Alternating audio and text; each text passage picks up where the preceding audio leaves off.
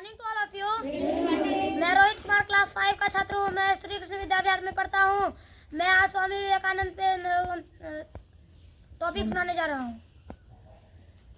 स्वामी विवेकानंद जी हमारे भारत के महान पुरुष थे। उनका जन्म 12 जनवरी 1863 ईस्वी में हुआ था। उनके पिता का नाम विश्वनाथ दत्त और माता का नाम भुवनेश्वरी देवी थी। उनका स्वामी विवेकानंद जी ने 1893 ईस्वी में शिकागो में विश्व प्रसिद्ध भाषण दिया था। उनके गुरु का नाम रामकृष्ण परमहंस था। स्वामी विवेकानंद जी ने 1 मई 1893 ईस्वी को रामकृष्ण मिशन का स्थापना किया था। उन्होंने हिंदू धर्म और मानवता का प्रचार पूरे विश्व में किया था।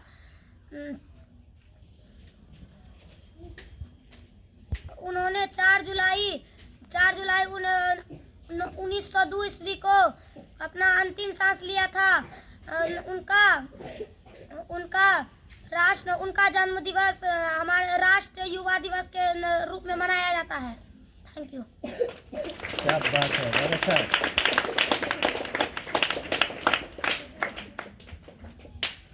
देखो बाबू, स्वामी विवेकानंद, ठीक है, नाम में ही स्वामी लगा हुआ है। बात समझ में आई? Yes sir. और स्वामी सिर्फ लगा देने से होता है क्या? आजकल बहुत सारे लोग स्वामी लगाते हैं, स्वामी फल्ला स्वामी चिल्ला नहीं। रियल में स्वामी कौन है? स्वामी विवेकानंद हमारे देश के ऐसे व्यक्ति थे, ऐसे विद्वान व्यक्ति थे, जिन्होंने मात्र 22 साल की उम्र में, कितने साल की उम्र में? 22 साल की उम्र में 22 साल की उम्र में विश्व के मंच पर यह साबित कर दिया था कि भारत एक देश है। बात समझ में आई? भारत एक देश है। इससे पहले भारत को कोई नहीं जानता था, बहुत कम लोग जानता था, अड़ोसी पड़ोसी, ठीक है। जबकि भारत का इतिहास बहुत पुराना है। भारत बहुत बड़ा देश था। अगर अखंड भारत को देखा जाए तो आज बांग्लादेश, भूटान, नेपाल, ये सारा देश भारत से ही अलग हुआ है। पाकिस्तान, अफगानिस्तान, सब, अगर सबको मिला जाए तो भारत जो है बहुत बड़ा देश था। बात समझ में आई? लेकिन आधुनिकता में जैसे जैसे समय चलता गया, भारत को बहुत कम लोग जानते थे। तो उस समय हमारे देश के विद्वान स्वामी विवेकानंद जी, अमेरिका में एक सम्मेलन हुआ था, ठीक है। अमेरिका के कहाँ हुआ था? अमेरिका के शिकागो में एक सम्मेलन हुआ था, जहां भारत को भी आमंत्रण किया गया, ठीक है। तो यहां से स्वामी विवेकानंद जी वहां पहुंचे अपने ग्रंथ लेकर के। बात समझ में आई? Yes sir. धार्मिक ग्रंथ। जब वहां, ध्यान से समझिए, जब वहां सम्मेलन शुरू हुआ तो सम्मेलन 2 से 3 दिनों का था मात्र, ठीक है। तो वहां जो है सभी देशों के, विश्व के जितने भी देश थे, सभी देशों के विद्वान पहुंचे थे वहां। और भारत के जो ये स्वामी विवेकानंद जी पहुंचे थे अपने ग्रंथ को लेकर के, तो वहां स्टेज पर भारत का जो ग्रंथ था स्वामी विवेकानंद जी का, उसको सबसे नीचे रखा गया। ध्यान से समझिए सभी, सबसे कहाँ रखा गया? नीचे। और सारे देशों के जो धर्म ग्रंथ थे उनको उसके ऊपर में रखा गया। बात समझ में आई? Yes sir. तो बारी बारी से सभी देशों के विद्वान को मौका दिया गया वहां बोलने का। सभी बोलने लगे। बोलते बोलते जो है कोई 10 मिनट, कोई 20 मिनट, कोई आधा घंटा, कोई 1 घंटा, इस तरह से जो है सब अपना अपना समय दिए। तो सभी लोग वहाँ जो सुनने वाले थे ना, वो सभी बोरिंग फीलिंग करते थे, ठीक है। 10 मिनट, 20 मिनट, आधा घंटा सुनते सुनते ऊब जाते थे। इस तरह से होते होते जब दूसरे दिन या तीसरे दिन सम्मेलन की समाप्ति थी, तो समाप्ति होते समय विवेकानंद जी को मौका दिया गया। बात समझ में आई?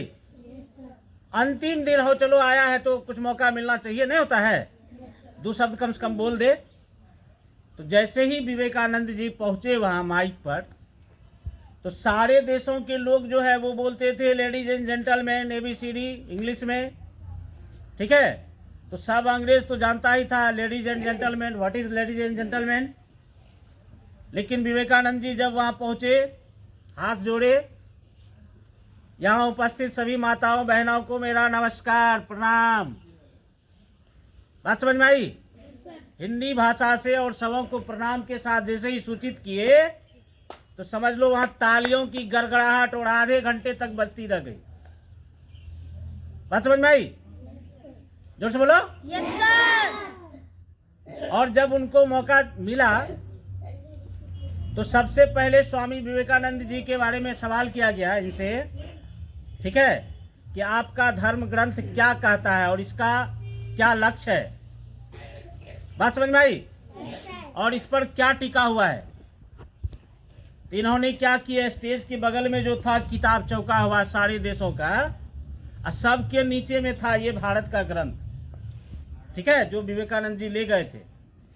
बस फटाक से नीचे से अपना ग्रंथ क्या किए, खींच लिए हाथ से। जैसे ही हाथ से ग्रंथ को खींचे, तो ऊपर में जितना किताब चौका हुआ था पूरा विश्व का, वो सारा किताब हड़बड़ा गया। क्या हुआ? जोर से बोलिए। हड़बड़ा के सब गिर गया नीचे।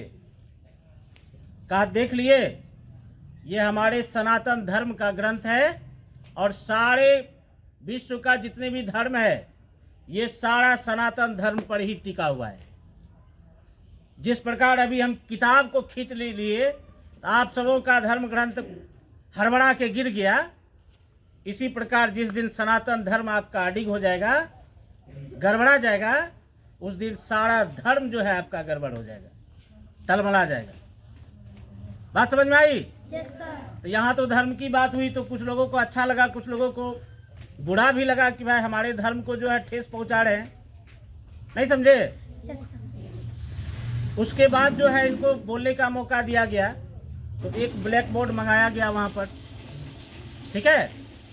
इन्होंने क्या किया, एक बिंदु बनाया वहाँ पर, 0 बोर्ड पर। बात समझ में आई? और याद रखिए, बोर्ड पर जो 0 बनाते हैं, तो 0 बनाने से पहले उस पर रखेंगे ना पेंसिल, तो पेंसिल जो रखेंगे तो एक बिंदु बनेगा, अब बिंदु बनेगा तब ना 0 बनेगा। उस बिंदु से स्टार्ट किए बोलना, ठीक है। और बिंदु से जैसे ही चले ऐसे 0 बना, और उस 0 पर जब वो बोलना शुरू कर दिए, तो वहां जितने भी लोग थे, दर्शक श्रोतागण, ठीक है, जब और सब देशों के विद्वान बोलते थे तो 5 मिनट 10 मिनट में लोग उब जाते थे, पंडाल छोड़ करके जाने आने लगते थे, घूमने लगते थे। लेकिन जब विवेकानंद जी ने बोलना शुरू किया, तो 0 पर जब बोलना शुरू किया, तब अब उस समय का पता ही नहीं चला कि कितना बोल रहे हैं और क्या क्या बोल रहे हैं। जो जो लोग बाहर जाते थे घूमने, वो सभी आके पंडाल में बैठ के उनकी बातें को सुनते थे। बात समझ में आई? Yes sir. जोर से बोलिए। Yes sir. अब समझ लीजिए उसके पास कितना नॉलेज था, कितना विद्वता थी उसमें।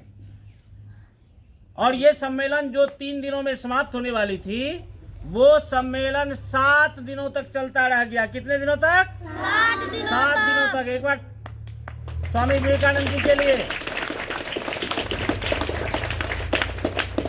वो सम्मेलन चलता रहा। और पता है, एक भी लोग पंडाल छोड़ करके नहीं जाते थे, भूखे प्यासे पंडाल में बैठ के सुन रहे हैं। बात समझ में आई?